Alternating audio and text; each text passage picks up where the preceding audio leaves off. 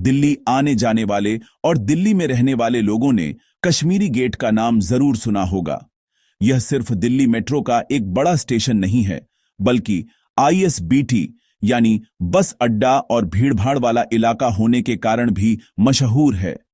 लेकिन बहुत कम लोग जानते हैं कि इस जगह के पीछे एक काला इतिहास छिपा है, एक ऐसा डार्क चैप्टर जो आपको हैरान कर देगा।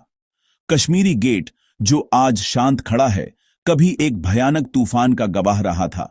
असल में यह सिर्फ एक बस अड्डा नहीं, बल्कि जिंदा इतिहास है। अब सवाल उठता है, इस जगह का नाम कश्मीरी गेट क्यों पड़ा? दरअसल इस जगह ने पिछले 400 सालों में दिल्ली को कई बार बदलते देखा है। इसका इतिहास उतना ही रोचक है जितनी पुरानी इसकी दीवारें हैं। बात है 1638 की। मुगल बादशाह शाहजहां ने तय किया कि वह आगरा की तंग गलियों में नहीं रहेंगे। उन्हें खुली सड़कों और जुलूस पसंद थे। इसीलिए उन्होंने नई राजधानी बसाने का निर्णय लिया और ऐसे शुरू हुई शाहजहानाबाद की कहानी, यानी आज की पुरानी दिल्ली। यहीं पर बना लाल किला और शहर को चारों ओर से एक ऊंची मजबूत दीवार से घेरा गया। इस दीवार में 14 बड़े और 16 छोटे दरवाजे बनाए गए, जिनके नाम दिशा और उपयोग के आधार पर रखे गए। इन्हीं में से एक खास दरवाजा था कश्मीरी गेट। इसका नाम इसलिए पड़ा क्योंकि यह दरवाजा उत्तर दिशा में खुलता था और यहां से होकर बादशाह कश्मीर यात्रा के लिए निकलते थे। यहां से जो सड़क जाती थी वो सीधे ग्रैंड ट्रंक रोड से जुड़कर लाहौर और फिर कश्मीर तक जाती थी। इसीलिए इस दरवाजे का नाम पड़ा कश्मीरी गेट।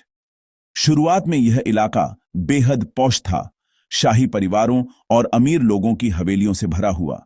लेकिन यह शहर का मुख्य प्रवेश द्वार होने के कारण हर हमले का गवाह भी बना। नादिर शाह का हमला, मराठों की चालें और मुगल साम्राज्य की कमजोरी, सब इस गेट ने अपनी आंखों से देखे। फिर वो दौर आया जब अंग्रेजों का शासन दिल्ली में फैल गया। उन्होंने कश्मीरी गेट के पास अपनी इमारतें बनाई, saint James church, Delhi college और कई रेजिडेंसी बिल्डिंग्स। यानी यह इलाका अंग्रेजों की गतिविधियों का केंद्र बन गया। लेकिन असली मोड़ आया 1877 की क्रांति में। 10 मई 1877 को मेरठ से शुरू हुआ विद्रोह दिल्ली तक पहुंचा। बागी सिपाहियों ने लाल किले को घेर लिया और बहादुर शाह जफर को अपना नेता बनाया। दिल्ली में अफरा तफरी मच गई, अंग्रेज मारे गए या भाग निकले। बचने वाले उत्तर की ओर पहाड़ी पर जाकर डेरा डालने लगे। उधर भारतीय सिपाहियों ने कश्मीरी गेट को कब्जे में लेकर रैली पॉइंट बना लिया। अब शुरू हुआ खूनी संघर्ष। अंग्रेजों के लिए दिल्ली दोबारा जीतना उनकी इज्जत का सवाल था। उनका सबसे बड़ा निशाना था कश्मीरी गेट, क्योंकि यह गेट शहर की सुरक्षा की आखिरी दीवार था।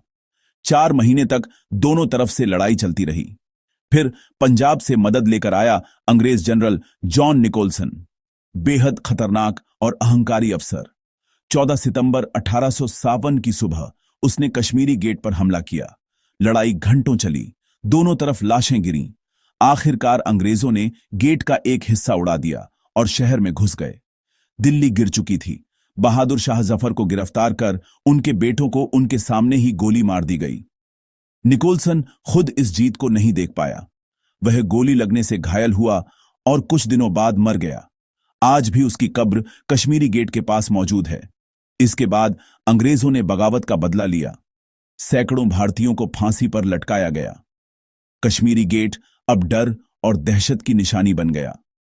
उन्होंने पुरानी दिल्ली को रीओर्गेनाइज किया और कश्मीरी गेट के आसपास का इलाका और वहां पर ब्रिटिश बस्ती को डेवलप किया, जो कश्मीरी गेट से कुछ ही दूरी पर आज की डेट में सिविल लाइंस के नाम से जानी जाती है। कश्मीरी गेट में फिर अंग्रेजों ने सेंट स्टीफेंस कॉलेज, लुथियन रोड और एक बहुत बड़ा रेलवे स्टेशन बनाया, यानी कि पुरानी दिल्ली रेलवे स्टेशन। जल्दी ही कश्मीरी गेट वो जगह बन गई जहां से अंग्रेजों ने अपने नए शहर की नींव रखी। यहां का माहौल बदल गया था। अब यहां नवाबों के काफिले नहीं, बल्कि ब्रिटिश अफसरों की बगियां और रेल की सीटियां सुनाई देती थीं। हालांकि एक दिलचस्प बात यह भी थी कि इतना सब कुछ डेवलप कराने के बाद अंग्रेजों ने इस गेट को दोबारा नहीं बनवाया, ना ही इसकी मरम्मत करवाई। उन्होंने जानबूझकर इसे टूटी फूटी हालत में छोड़ दिया। क्यों? क्योंकि वह इसे एक निशानी बनाना चाहते थे, एक ऐसी निशानी जो हर हिंदुस्तानी को यह याद दिलाए कि अंग्रेजों से बगावत करने का अंजाम क्या होता है। उन्होंने इस टूटे हुए गेट को विक्ट्री मेमोरियल यानी जीत के स्मारक में बदल दिया। आजादी के बाद इस गेट को रेनोवेट किया गया। अब यह अंग्रेजों की जीत नहीं, बल्कि भारत के वीर शहीदों की कुर्बानी का प्रतीक बन चुका है। लेकिन वक्त के साथ दिल्ली बढ़ती गई और कश्मीरी गेट का इतिहास धीरे धीरे आईएसबीटी और मेट्रो स्टेशन की भीड़ में खो गया। आज लाखों लोग यहां से गुजरते हैं, पर शायद ही कोई यह सोचता हो कि जिस जगह से वे गुजर रहे हैं वो कभी भारत के संघर्ष, गर्व और दर्द की गवाह रही है।